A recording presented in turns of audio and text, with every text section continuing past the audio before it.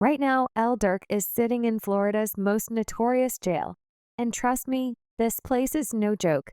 It's home to some really high-profile people like Wendy Melly, who's been in there for over 5 years.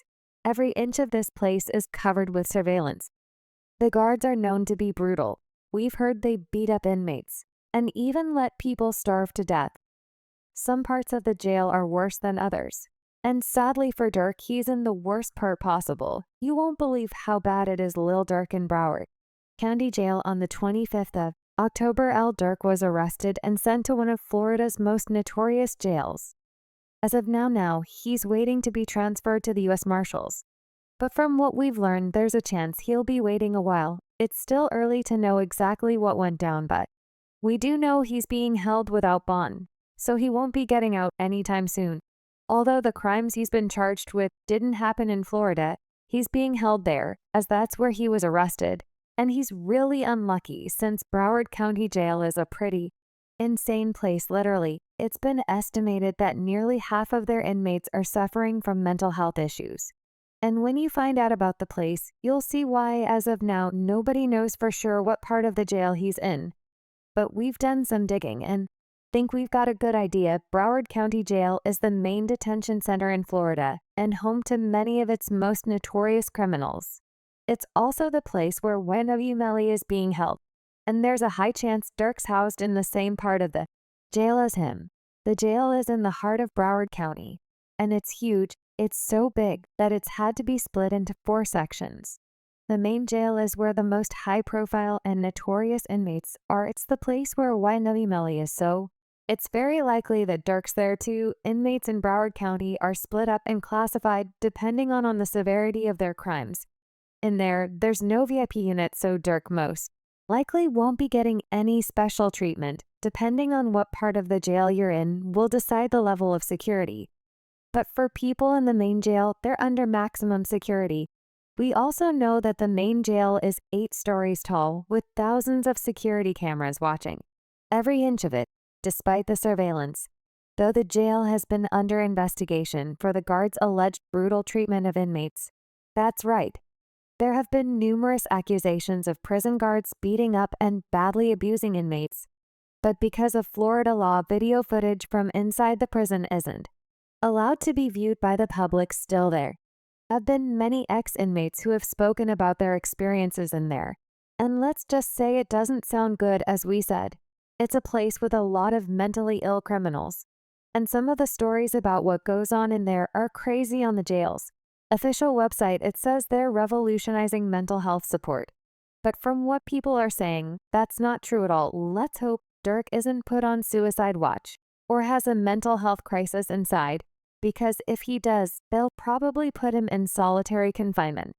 There's a story of one inmate being put in solitary for over 112 days in a row without any mental health checks. The staff only intervened when he cut off a body part. Trust me, you don't want to know what body part it was, but let's just say he won't be peeing properly for a while. Another guy somehow starved to death in there, so solitary is one place Durk's going to want to avoid.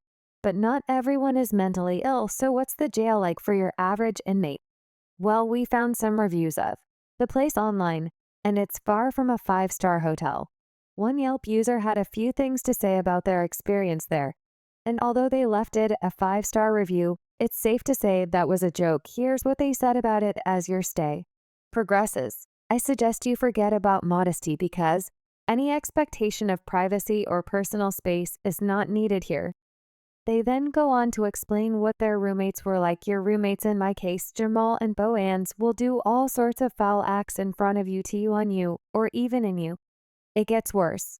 But if you keep your back to the wall, they will most likely do it in front of you. So keep your back to the wall. Someone on Reddit also inquired about what it was like inside and what Wendy Melly's experience could have been like since he spent 5 years in there. There was some very in responses. One user claims that Melly was in the general population before being transferred to protective custody. Here's what they said. I just got out from a year sentence. There, Broward has 4 jails, 3 in Pompo, right next to each other, and the main jail in Fort Lauderdale. He goes on to explain what the main jail is like. Main jail is where they do booking. and keep higher profile serious cases. He's in the main jail on the 8th floor. He used to be in Gen Pop, but they switched him to PC after that. He claims that one of his roommates shared a cell with Melly. My bunkie was in the dorm with him. While he was in Gen, he's in PC now though, and apparently they're treating him real bad, not allowing him to use phone and not turning on TV. Jail sucks, not a good time. We also know that Melly was in there for 5 years while his trial went on. So Durk might be facing something similar. As time goes on, we'll discover more about his treatment there. But the fact that 21 inmates have died there in the last few years tells you all you need to know about it. The judge denied his bond once already, and that's because of how serious his charges are.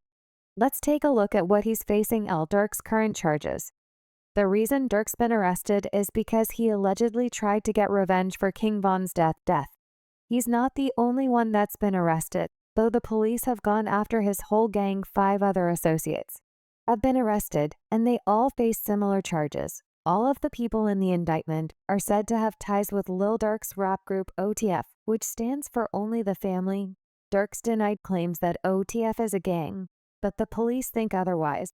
So, prosecutors are saying that the gang organized a shooting that occurred on August 22nd in Lil Durk, and his alleged gang were supposedly looking for Quando. Rondo was directly involved in King Von's death, so they were allegedly after him for revenge. According to the indictment, the men used a credit card that belonged to an OTF member to book plane tickets to LA. It says that the whole purpose of the trip was to find Quando. Prosecutors say that once the gang arrived, one of the members allegedly booked a hotel room for them to stay in while they carried out their mission. They also say he provided them with firearms. They then say they rented out 2 cars, which they used to follow Quando, as well as his cousin. At some point, Quando and his cousin stopped to get gas, and their alleged pursuers took the chance to try and take them out. They allegedly got out of their car and opened fire on Quando and his cousin. Quando somehow managed to escape without any injury, but his cousin was executed. The prosecutors claimed that after the shooting, they went to a nearby restaurant to discuss payment for the hit. The very same day, plane tickets were purchased for them to head back to Chicago. So it sounds like the prosecution has a lot of evidence here. You can even see alleged CCTV footage of the shooting taking place. Although Quando survived, he was seriously shaken up by the incident. Just after the shooting, a video came out of him talking to the police, and in it he looks like he's freaking out. In the video, you see his arms flailing around the place. He looks visibly disturbed. At one point, Quando sees the police dragging out his cousin's body from the car, and he, applause, screams.